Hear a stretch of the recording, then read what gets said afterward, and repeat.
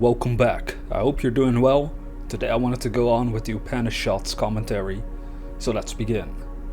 This one is about the ever-present self, and they wrote the following. To the ignorant the self appears to move, yet it moves not. From the ignorant it is far, distant, yet it is near. It is within all, and it is without all. The self appears to move, yet it moves not. We have just covered the fact that, being outside of the illusions of time and space, the self neither moves nor goes through any type of change whatsoever, yet experiences a multiplicity of externalities as the unmoving witness, momentarily caught up in the movie and thinking it is inside it, and undergoing the changes in the scenario. Just as imagining seeing or doing something is not the same as seeing or doing it, so observing the motion picture of countless lives with their attendant joys and sorrows is not the same as actually being born, living and dying over and over. But we are deluded into thinking so, and the Upanishadic sages endeavoring to wake us up, just as we awaken someone who is having a nightmare and calling out in pain or fear. We, however, having become accustomed, even addicted to the nightmare, are a lot more difficult to awaken. It is far distant, yet it is near. Since the self is existing in eternity, transcending any degree of relativity, it could not be further away from the relative realm of experience, not existence, because the relative does not actually exist at all, except as an illusion. On the other hand, since relativity is only a concept, the self is the nearest possible because it alone is actually present. At the end of the Syrian, Jacobite liturgy, the celebrant gives a blessing beginning, "You who are far and you who are near." Their reference is not to those who are at the back of the church and those who are at the front, but those who are far and near in their minds and hearts. For those who are immersed in the illusion of relativity, nothing could be further away than the transcendent self. Yet, since, as I have said, the self alone is ever present, it is nearer than any relative experiencing. It is, as the Krana Upanishad says, the ear of the mind of the mind, speech of the speech, also breath of the breath and eye of the eye. It is within all and it is without all. Nothing can exist apart from self, even an illusion. A hallucination is a thing even though it is solely mental. The self is the substratum upon and within which everything subsists, the screen on which the light and shadow play of life is projected. It is itself the basis of all that is perceived. From one perspective it can be said that the self, consciousness, is inside everything. From another, since it is forever separate from all things, it can be spoken of as outside, alien to all things. Whichever way you say it, the idea is the same. The self never touches anything. The effect of seeing true. He who sees all beings in the self, and the self in all beings, hates none. Here we come to the practical application of what the Upanishad is telling us about the self. This is the inestimable value of the Bhagavad Gita, where the Upanishads express spiritual mathematics in a usually abstract manner. The Gita outlines both the Upanishadic principles and what the result will be when they are followed or realized, defining spiritual realities in practical, observable terms. If we never lose sight of the self, then we will be able to perceive what is not the self. And since what is not the self is not even real, why would we hate it? Conversely, how could we hate or be averse to the real self? This vision is the foundation of dynamic, even-mindedness. It is also the absolute end of all delusion and negative reaction to it, for the Upanishads concludes, "To the illumined soul, the self is all. For him who sees everywhere oneness, how can there be delusion or grief?" And that was the end of the commentary they had about the part of the self being ever present.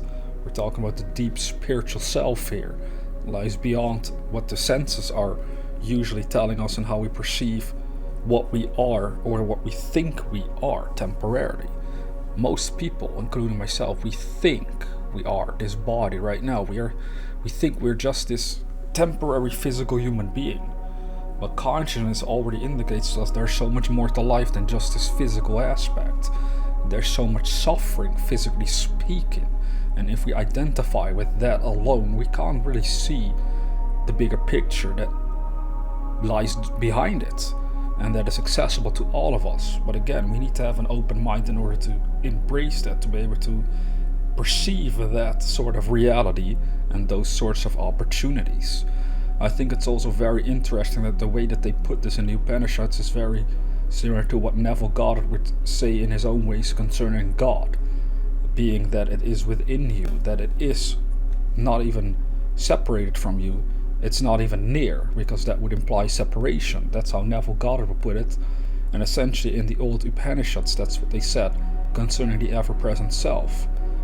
You could see by this study that they are still hinting at the same things, although one is talking about God specifically and the other is more abstract, more metaphysical. That's part of the Eastern way of going about life itself. They're very more spiritual about stuff. In the Western, we're way more about God and symbols and idols, you could say.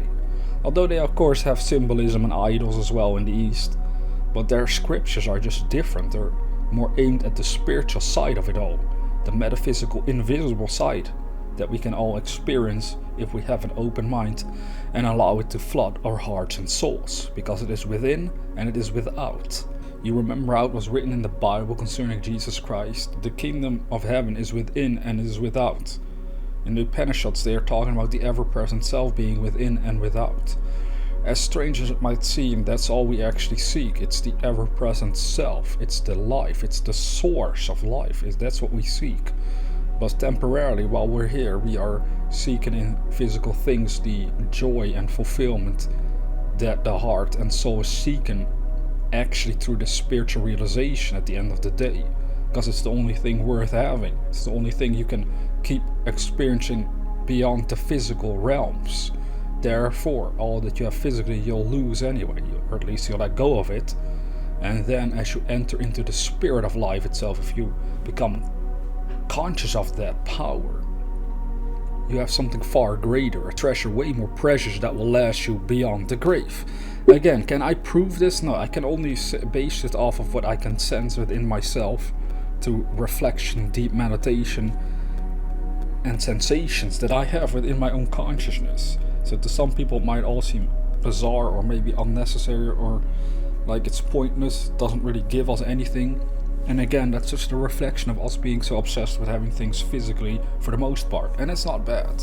You know, physically we should live a good and comfortable life, but we shouldn't put all our power in them either and think that that is where God is or that is where the power of everything is. Even though it might seem like it. Having a lot of money gives you a lot of power. But spiritually, you might be freaking weak.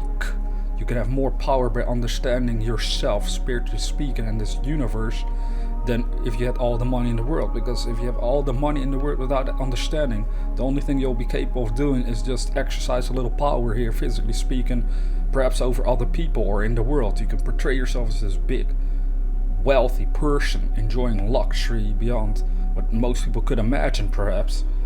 But all of that is going to fade away like a dream, or in this case they say a nightmare, because once you were to pass away, you'd realize that's kind of like a nightmare. You're going to have to let go of it. But as long as you understood the power behind it, the ever-present self, within and without everything, then you can also peacefully let go of such things and embrace the transition and transformation that death ultimately brings all of us.